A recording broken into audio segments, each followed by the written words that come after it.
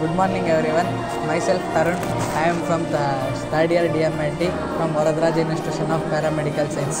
ಇವತ್ತು ನಮ್ಮ ಕಾನ್ಸೆಪ್ಟ್ ಬಂದುಬಿಟ್ಟು ಸೈನ್ಸ್ ಎಕ್ಸಿಬಿಷನಲ್ಲಿ development of Indian railway means development of Indian railway ಅಂದರೆ ಕಾಮನ್ ಆಗಿ ಈಗ ಇಂಡಿಯನ್ ರೈಲ್ವೇಸಲ್ಲಿ ಒಂದು ಪ್ಲಾಟ್ಫಾರ್ಮಿಂದ ಇನ್ನೊಂದು ಅನದರ್ ಪ್ಲಾಟ್ಫಾರ್ಮ್ಗೆ ಹೋಗಬೇಕು ಅಂದರೆ ಏನು ಯೂಸ್ ಮಾಡ್ತಾರೆ, ನಾರ್ಮಲ್ಲಾಗಿ ಸ್ಕೈ ವಾಕ್ನ ಯೂಸ್ ಮಾಡ್ತಾರೆ. ಸೊ ಸ್ಕೈ ವಾಕ್ ಯೂಸ್ ಮಾಡ್ತಾರೆ, it is A good, okay.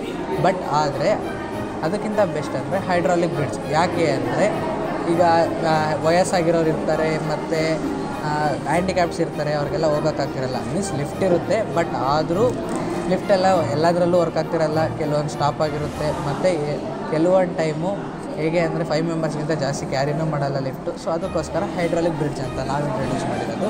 ಇದು ಹೇಗೆ ಅಂದರೆ ಹೈಡ್ರಾಲಿಕ್ ಪವರಿಂದ ವರ್ಕ್ ಆಗುತ್ತೆ.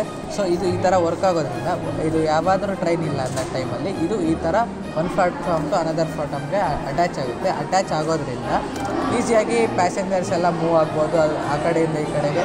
ಯೂಶ್ವಲಾಗಿ ನಮ್ಮ ಇಂಡಿಯನ್ಸ್ ಅಂದರೆ ಪ್ಲಾಟ್ಫಾರ್ಮಿಗೆ ಜಂಪ್ ಮಾಡಬೇಕು ಅಂದರೆ ಟ್ರ್ಯಾಕ್ ಮೇಲೆ ಇಳಿದು ಹೋಗ್ತಾ ಇರ್ತಾರೆ. ಈ ಥರ ಎಲ್ಲ ಮಾಡೋದಕ್ಕಿಂತ ಈಸಿಯಾಗಿ ಈ ಥರ ಬ್ರಿಡ್ಜ್ ಹಾಕಿದ್ರೆ ಈಸಿಯಾಗಿ ಹೋಗ್ಬೋದು ಅಂತ ಒಂದು.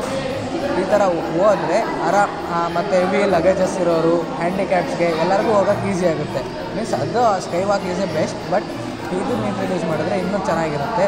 ಮತ್ತು ಟ್ರೈನ್ ಬರೋದಕ್ಕಿಂತ ಮುಂಚೆ ಒಂದು 5 ಮಿನಿಟ್ಸ್ ಮುಂಚೆ ಇದನ್ನು ಅನೌನ್ಸ್ ಮಾಡಿ ಮತ್ತೆ ರಿವರ್ಸ್ ತೊಗೊತಾರೆ. ಇದು ತೊಗೊಂಡ್ಮೇಲೆ ಇನ್ನೊಂದೇನು ಇಂಟ್ರೊಡ್ಯೂಸ್ ಮಾಡಬೇಕು ಅಂದರೆ ಗೌರ್ಮೆಂಟ್ ಹಾಸ್ಪಿಟಲ್ಸ್ ಇಂಟ್ರೊಡ್ಯೂಸ್ ಮಾಡ್ಬೋದು.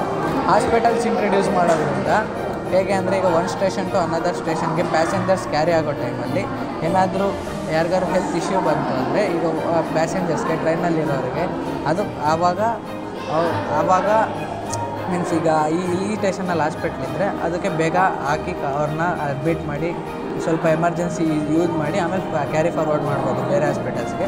ಈಗ ಅದೇನಾದ್ರು ಹಾಸ್ಪಿಟಲ್ಸ್ ಇಲ್ಲ ಅಂದರೆ ಬೇರೆ ಸ್ಟೇಷನಿಂದ ಇನ್ನೊಂದು ಸ್ಟೇಷನಿಗೆ ಬರ್ತೀವಿ. ಕೆಲವೊಂದು ಸ್ಟೇಷನ್ನು ಊರಿಂದ ತುಂಬ ದೂರ ಇರುತ್ತೆ.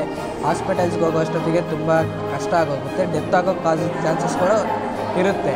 ಸೊ ಇದೆಲ್ಲ ಕಂಟ್ರೋಲ್ ಮಾಡೋಕ್ಕೋಸ್ಕರ ಇಂಡಿಯನ್ ರೈಲ್ವೆ ಸ್ಟೇಷನಲ್ಲಿ ಎಮರ್ಜೆನ್ಸಿ ಹಾಸ್ಪಿಟಲ್ಸ್ ಇಂಟ್ರೊಡ್ಯೂಸ್ ಮಾಡಿದ್ರೆ ಅದು ಚಿಕ್ಕ ಸ್ಟೇಷನಲ್ಲಿದ್ದರು ಮೇನ್ ಲೈಕ್ ಬೆಂಗಳೂರು, ಚೆನ್ನೈ ಈ ಥರ ಮೇನ್ ಬ್ರಾಂಚ್ಗಳಲ್ಲೆಲ್ಲ ಜಂಕ್ಷನ್ಗಳಲ್ಲೆಲ್ಲ ಇದನ್ನು ಇಂಟ್ರೊಡ್ಯೂಸ್ ಮಾಡಿದ್ರೆ ನಮ್ಮ ಇಂಡಿಯನ್ ರೈಲ್ವೆ ಸ್ಟೇಷನ್ ಇನ್ನೂ ತುಂಬ ಡೆವಲಪ್ ಆಗುತ್ತೆ. ಈ ಡೆವಲಪ್ ಆದರೆ 4th ಲಾರ್ಜೆಸ್ಟ್ ಟ್ರಾನ್ಸಾಕ್ಷನ್ ಆಗಿರೋ ನಮ್ಮ ಇಂಡಿಯಾ ಫಸ್ಟ್ ಪ್ಲೇಸಿಗೆ ಈಸಿಯಾಗಿ ಹೋಗುತ್ತೆ. ಮತ್ತು ನಮ್ಮ ಡೆವಲಪಿಂಗ್ ಇಂಡಿಯಾ ಆಗಿರೋದು ಡೆವಲಪ್ಡ್ ಆಗಿ ಕನ್ವರ್ಟ್ ಆಗೋಕ್ಕೆ ಇದು ಒಂದು ಸ್ಟೆಪ್ಪು ಆಗುತ್ತೆ. Thank you so much.